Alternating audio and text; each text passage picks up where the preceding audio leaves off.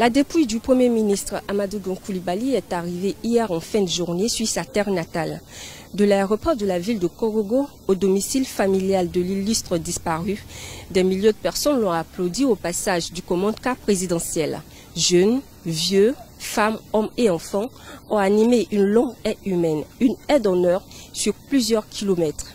Il était évident que les populations de Korogo auraient bien aimé réserver à leur fils le même accueil chaleureux, mais dans des circonstances plus joyeuses.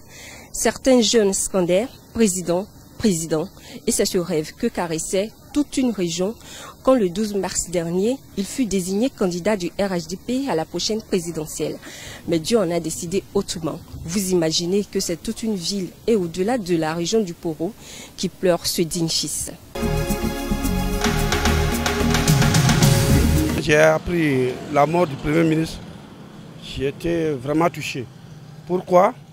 Parce que voyant toutes ces actions dans la ville, bon, ce qu'il est en train de faire et ce qui venait encore, bon, moi je me suis dit vraiment, nous sommes foutus.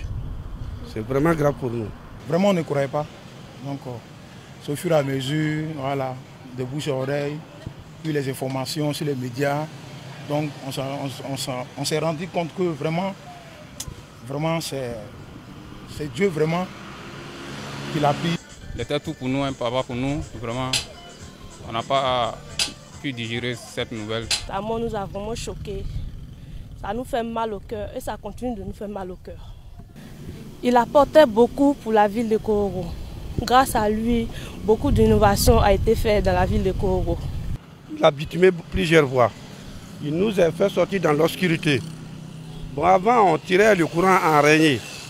Mais maintenant, presque chaque quartier a le courant ici à Korogo. Donc je pense que vraiment, on est vraiment touché. Même dans les petits villages aussi, il a fait beaucoup là-bas. Donc vraiment, on peut dire que c'est le président du Nord qu'on a vraiment perdu comme ça. Lui, son souvenir, je ne sais même pas celui qui va venir après lui être très gentil comme ce dernier pour pouvoir nous maintenir sur cette terre.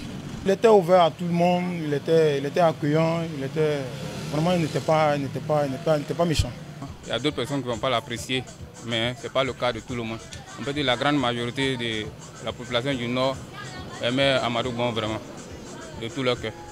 Dans quelques heures, dans ce stade municipal de Korogo, les premiers hommages populaires seront rendus à celui qui, malgré ses nombreuses occupations étatiques, trouvait toujours le temps de venir ici chez lui pour se ressourcer. Ici, tout le monde vous dira, Amadou Gon Coulibaly, même devenu Premier ministre de la République, est resté un homme simple, humble, ouvert et accessible à tous. Korogo a perdu un fils, un digne fils. La Côte d'Ivoire, elle, a perdu un homme d'État qui aurait fait un grand président de la République.